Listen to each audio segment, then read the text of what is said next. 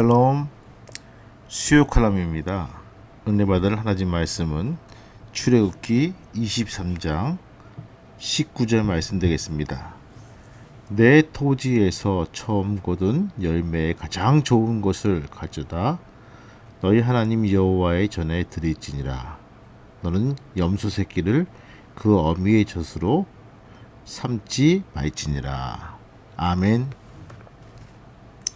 지난 주간에 전쟁 여성 인권 박물관이란 곳을 방문해 봤습니다. 예사 박물관인 줄 알고 가보니까 여자 정신대 박물관이었습니다. 일본 군인들이 처참하게 저지른 그 정신대의 낱낱한 민낯을 문서와 사진과 동영상과 그 모든 걸 통해 가지고 거기에 전시하고 만행을 규탄하는 모습들을 보게 되었습니다. 더욱더 충격적인 것은 제2박물관, 제2기획실을 안내해서 들어갔는데 거기에는 월남에 파병된 우리나라 군인들이 베트남 여인들을 강간하고 죽이고 불사르고 한 그 사건들이 그대로 정치되어 있는 모습들을 보게 됩니다. 바로 그 옆에 정의기억연대라는 그런 또 사무실도 있습니다. 우리가 기억해야 될 것은 분명히 기억하자는 것들입니다. 정의기억연대 사무실. 사람은 만각의 동물입니다. 잊어버릴 수도 있기에 오늘도 살아갈 수가 있을 것이죠. 힘들고 어려웠던 일을, 아프고 괴로웠던 일을, 억울하고 분했던 과거가 하나도 빠짐없이 남아서 나를 괴롭힌다면 우리가 어떻게 살 수가 있을까요? 만각은 그래서 은혜입니다. 하지만 우리가 절대 잊지 말고 살아야 할 것이 있습니다. 바로 하나님의 사랑과 은혜입니다. 죽을 수밖에 없었던 나, 사망으로 달려가면 그대로 죽을 수밖에 없던 그 삶을 나를 살려주신 하나님의 구원의 은혜는 절대 잊어서는 안 될 것입니다. 오늘 본문은 하나님의 백성이 지켜야 할 세 절기를 알려주고 있죠. 첫 번째 무교절입니다. 출애굽의 은혜를 기억하기 위함입니다. 생명의 주관자가 하나님이심을 깨닫게 합니다. 둘째는 맥추절이죠. 즉 오순절이라고 합니다.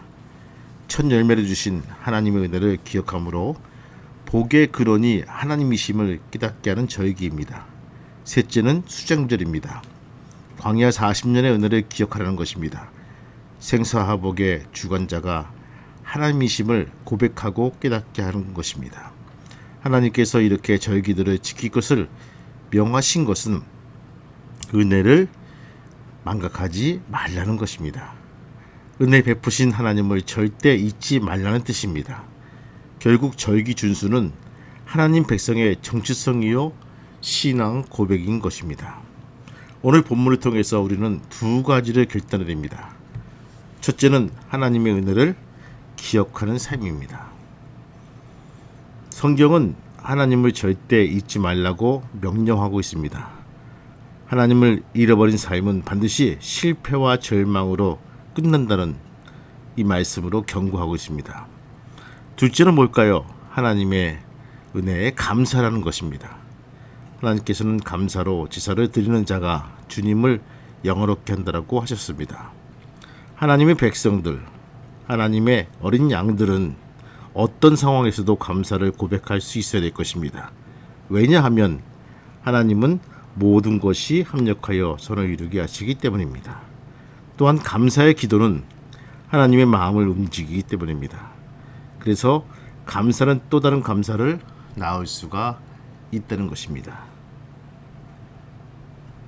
성도 여러분, 감사의 고백이 또 다른 감사를 낳을 수 있는 귀한 성도가 되기를 소망합니다. 생명을 주신 하나님, 지금까지 인도하신 하나님의 은혜를 우리가 가슴에 새기고 또한 우리 마음속에 새기고 우리 가정에 새겨서 기도하는 곳마다 응답받고 영화 돌릴 수 있는 귀한 은혜의 성도가 되시기를 주님의 이름으로 축복합니다. 기도합니다. 하나님, 어떤 상황 속에서도 하나님의 사랑과 은혜를 잊지 않게 하옵소서. 모든 일이 하나님의 섭리 안에서 선을 이룬다는 믿음으로 나의 입술에 늘 감사의 고백이 있게 하여 주옵소서. 감사로 드리는 오늘 우리의 제사를 기쁘게 받아 주옵소서. 예수님의 이름으로 기도합니다. 아멘.